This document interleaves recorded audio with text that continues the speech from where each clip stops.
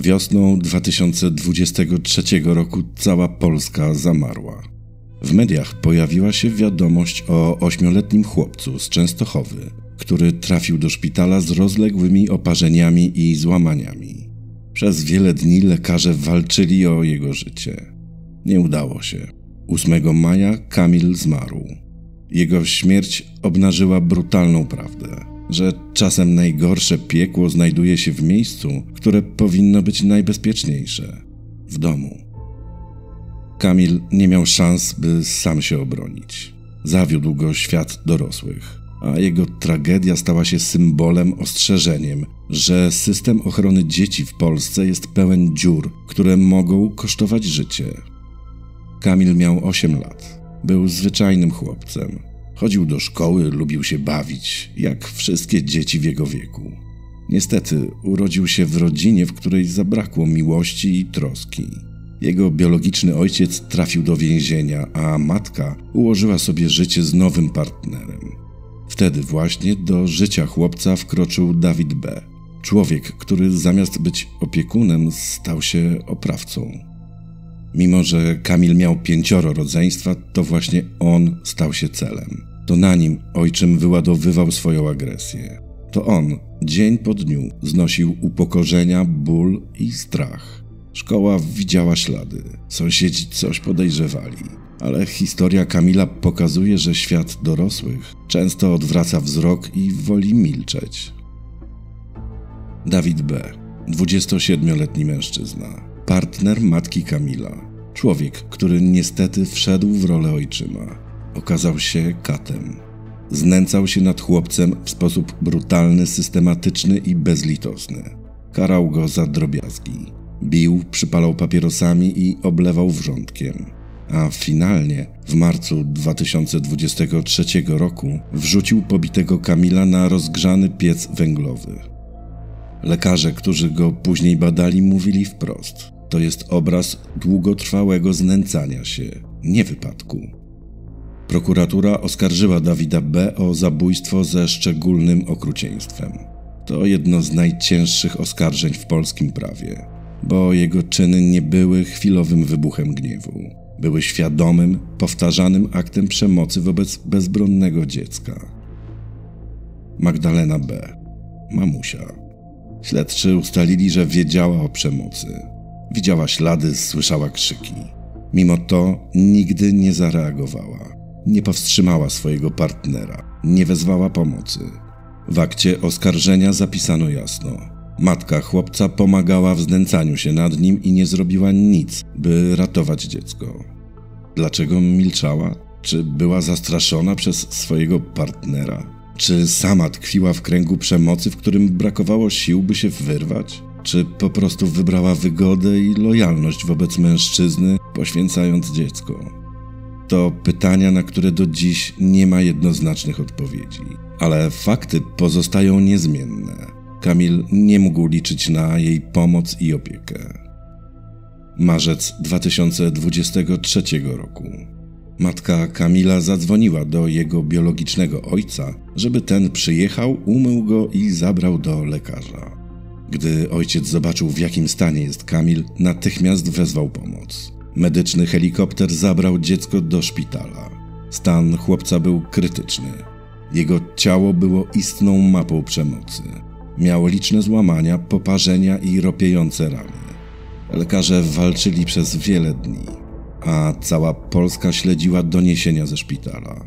Ludzie modlili się, trzymali kciuki i wierzyli w cud.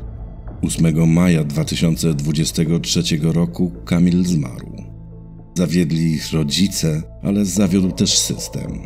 Kamil nie był dzieckiem anonimowym. Już wcześniej pojawiały się sygnały, że w jego domu dzieje się coś złego. Założono niebieską kartę. Rodzina była znana pracownikom opieki społecznej. Jednak procedury nie zadziałały. Informacje nie były przekazywane między instytucjami, a chłopczyk zniknął z radarów tych, którzy mieli go chronić. Mimo że szkoła widziała ślady, a sąsiedzi podejrzewali, że dzieje się coś złego, instytucje, policja, sąd rodzinny i Miejski Ośrodek Pomocy Społecznej działały tak, jakby odpowiadały tylko za swój fragment układanki. Nikt nie złożył jej w całość. Sprawa Kamila obnażyła brutalnie, jak w Polsce działa ochrona dzieci. Dziurawe procedury, brak współpracy instytucji i opieszałość sądów rodzinnych. Kiedy Kamil zmarł, Polska nie mogła milczeć. Jego historia wywołała falę gniewu, żalu i niedowierzania. Na ulice Częstochowy wyszli ludzie. Pochód, w którym zamiast transparentów niesiono misie, symbol dziecięcej niewinności. Lekarze, którzy walczyli o życie chłopca, płakali razem z tłumem. Policjanci, którzy przesłuchiwali świadków, mówili, że nigdy nie widzieli takiego cierpienia dziecka. Śmierć Kamila stała się niejako symbolem. Ludzie pytali, ile jeszcze dzieci musi cierpieć, zanim system zacznie działać? Ilu jeszcze dorosłych odwróci wzrok, zanim zrozumiemy, że wiele dzieci potrzebuje pomocy? Po śmierci Kamila rozpoczęło się śledztwo, które nie pozostawiło wątpliwości. Dziecko zmarło w wyniku długotrwałego znęcania się i tortur zadawanych przez dorosłych. Ojczym, Dawid B., usłyszał zarzut zabójstwa ze szczególnym okrucieństwem. Prokuratura ujawniła, że przez wiele miesięcy znęcał się nad chłopcem, a jego działania były celowe, świadome i metodyczne. Matka, Magdalena B., została oskarżona o pomocnictwo i współudział w znęcaniu się. Śledczy uznali, że wiedziała o cierpieniu dziecka i nie zrobiła nic, by je powstrzymać. Wobec innych członków rodziny również toczą się postępowania za nieudzielenie pomocy. Proces tej sprawy ma być jednym z najgłośniejszych w historii współczesnej Polski. Wyrok, który zapadnie, będzie miał ciężar większy niż zwykle, bo to nie będzie tylko kara za jedno życie. Oby to było ostrzeżenie dla instytucji i społeczeństwa. Ostrzeżenie, że obojętność to współudział. Po ujawnieniu sprawy ruszyły kontrole w sądach, ośrodkach pomocy społecznej i szkołach. Pojawiły się raporty, które jasno mówiły: procedury nie były przestrzegane, instytucje nie współpracowały ze sobą, a informacje o przemocy wobec Kamila ginęły w biurokratycznym chaosie.